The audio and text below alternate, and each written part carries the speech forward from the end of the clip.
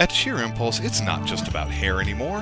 Why, they pamper you from head to toe with facials, teeth whitening, manicures and pedicures, massages, permanent makeup, and so much more. Sheer Impulse Day Spa. It's for the total you. Hello, my name's Gardner and welcome to my kitchen. Today I'm going to be preparing for you my mother's gooey butter cake recipe. I'm going to prepare for you though her original but also a spice version that uses fresh apples. Very simple cake to make.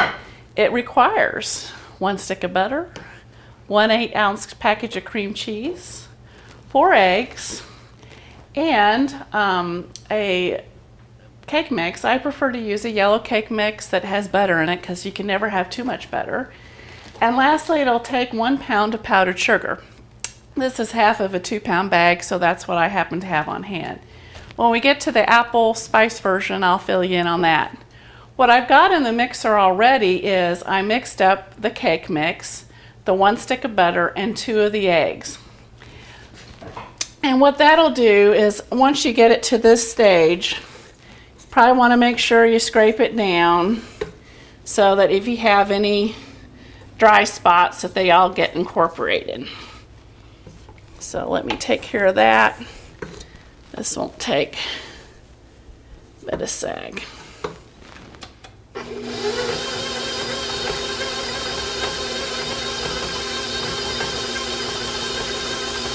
That looks fine. You're going to see it's a fairly thick mixture.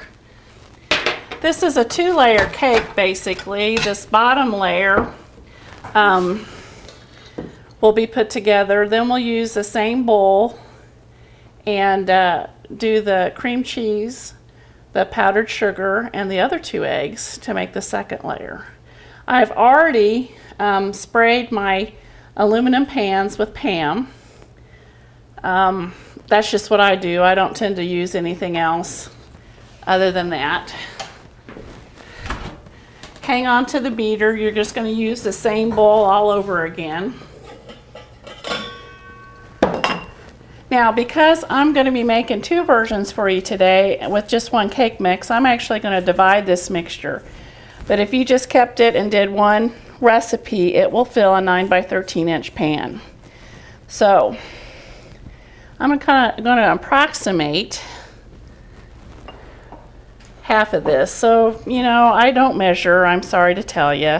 I'm just kind of eyeballing it, kind of drawing the spatula through, because I need to spice up for the apple version that cake mix. So here we go. Let's try to halfway neatly put this into the pan. You can see how thick a mixture it is, so it is going to take a little work to spread it in the bottom of the pan. Don't worry about cleaning this pan out again, because like I said, for the second layer we're going to use it.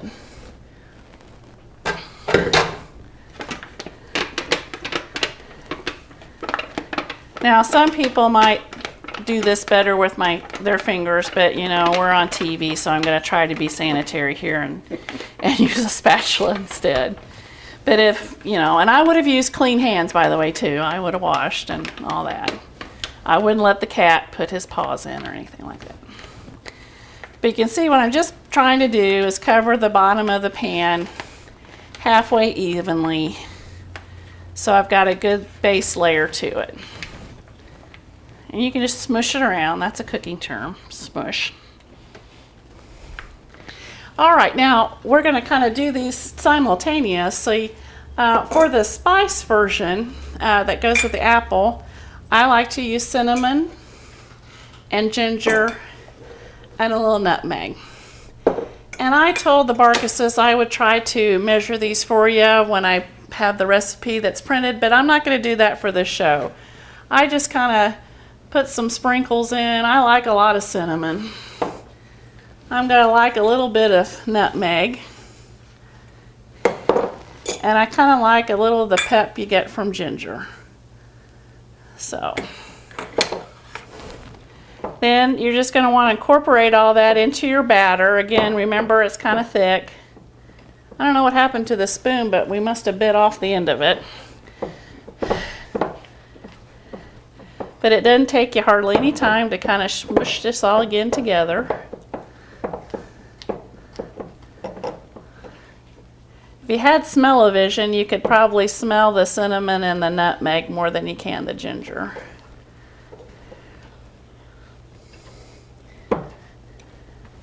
I think that's pretty good. So let's go ahead and get it into this pan.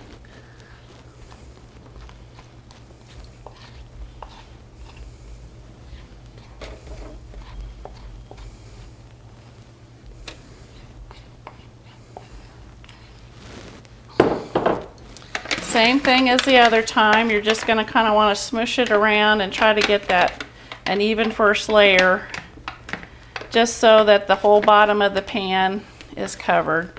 So hopefully I divided the dough a little evenly, so I'm not short on one or the other, but I might have counted myself a little short here. We'll make it do.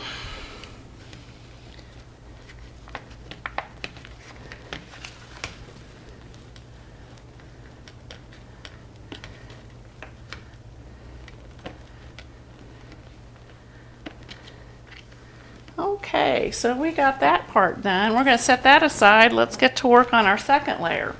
Now the second layer is where you take your cream cheese. And again, this is the one time I do kind of do it in steps. You want your cream cheese, and I should have mentioned you want your butter at room temperature also, your stick of butter. But I like to make sure that the cream cheese is at room temperature, because if you've just taken it out and it's not, you might need to let it work in the mixer for a little bit. This has been out for a few hours, so I just use the same beater again. Don't worry that it's got the first layer stuck to it. And let's just give it a go.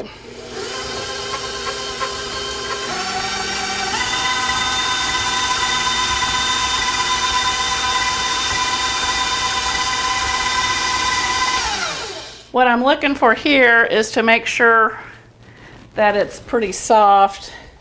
Might need to scrape it down a little bit because it does in this mixer get caught in the blade.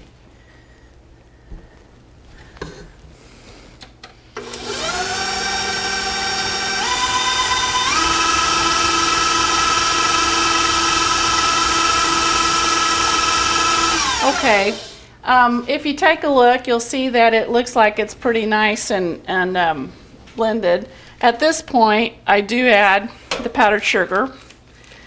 We will want to do this carefully because you do not want powdered sugar all over your kitchen when you turn the mixer on. Again, this is 1 pound of powdered sugar. You know, it's pretty handy measurement to get it in a 1 pound box or half of a 2 pound bag. I did actually look it up though, if you actually want to measure it out. It is 3 3/4 cups of powdered sugar. So very, very gently, we kind of let it get incorporated. And once it starts getting, it looks like it's getting a little lumpier, we can up the speed on it to really make sure. But if we did it right now, we'd be covered in powdered sugar.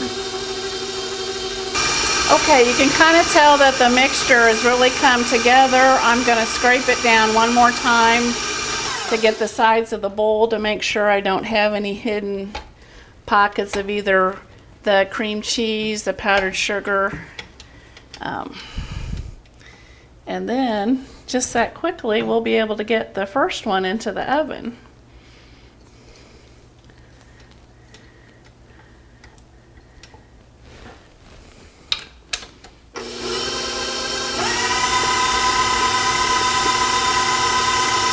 Okay, this is kind of the mixture you're looking for. It looks kind of thick, a little glossy, don't really see any lumps. That's really what you want to have. That's going to be the goo of the gooey butter cake.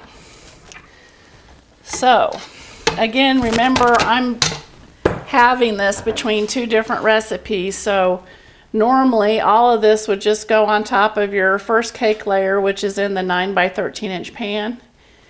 And you want to preheat your oven to 350 degrees. In our oven, since our oven runs a little on the cold side, a full 9 by 13 inch pan will take approximately 45 minutes for this to bake. If you have a hotter oven, it may only take you 35. So that's when you see the recipe that it says 35 to 45 minutes. That's going to depend on your oven. So we're going to now try to do the same thing and see if we can divide this mixture in half. So again, I'm just eyeballing it. See how you just pour it on top, spoon it on top, however you want to get it.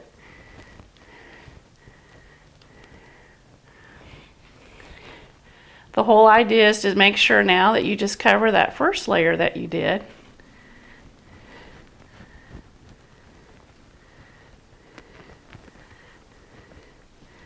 And that's good to go. If you want to be decorative, we can add a little more powdered sugar, so let me get that.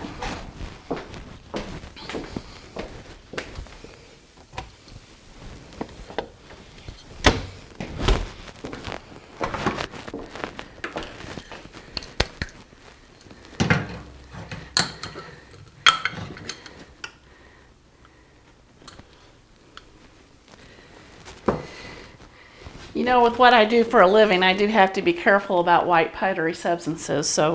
But here, we're just going to sprinkle a little bit. This is an ancient little sifter we have. And this is ready to go in the oven. So, well, now I'm going to go and I'm going to work on the apple version for you. What I'm going to do to the powdered sugar cream cheese mixture and the egg mixture is now I'm going to add the same spices that I added to the bottom layer, which again is some cinnamon, like lots of that, and some of the ginger, and lastly some of the nutmeg. So we're just going to incorporate that very quickly.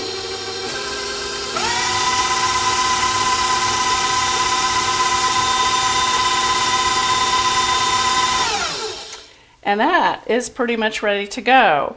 Now I need to work on the apples. What I'm going to do for this size of pan is we just have some red delicious apples. You could use pears, your apple of choice. I'm going to slice them with one of the old-fashioned apple slicer core thing, pretty handy. Okay, well, I'm almost done peeling the apples. Just want to show you how I do it. I just run the knife, you gotta be careful you don't cut yourself. So I just remove the peel that way, toss it in the sink.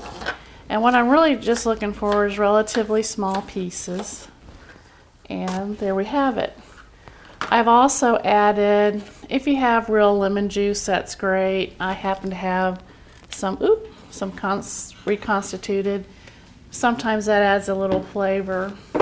What I'm going to do also, like I did with the other layers for the apples, I'm going to season again, but I'm going to go pretty heavy on the cinnamon because I really like that with apples. But we'll add a little bit more of the nutmeg and a little bit of the ginger. My idea is then you've got the same flavors throughout. And I'll try to, you can see it doesn't really heavily season, but about every piece gets covered. So the next step we'll do is, let's move some of this out of the way. Bring back our cake layer. All I do now is just layer the apples on top. Again, I'm going to want to cover as best. If I was doing this in a 9 by 13 inch pan, I probably would use 3 apples. It depends on the size, but again, just enough to at least have a pretty decent layer all over. So now we'll get our final layer, which again, remember, got spiced up too. Make sure, take one last bit with your spatula, make sure everybody gets a little seasoning. And we're just going to cover this up also. Remember, this is the goo of the gooey butter cake.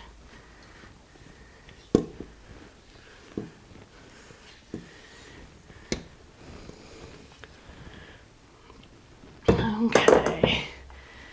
Now this is going to be a little more delicate to try to cover because you'll have apples that'll want to rise to the surface, but it should work out pretty well.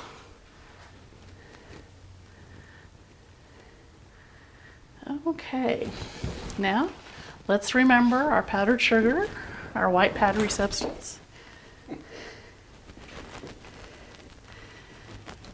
Okay, we are good to go to the oven with both of these. Again, 350.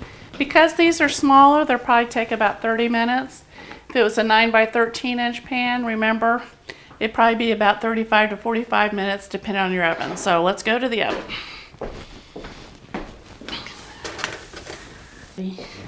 Well, through the magic of television, not only have these come out of the oven, but they're all magically cooled also. So again, this version right here is our plain one, and this one over here is the apple. And you say, Ann, how can you tell the difference? Well, because I can see the bits of apple. So let me cut into it, and we'll just see how we did. I can eat this cake any time of the day. I know some places it could serve as a nice coffee cake. Yeah, so you can kind of see the spice and the apples in this one. And let's just see how that compares to the plain one.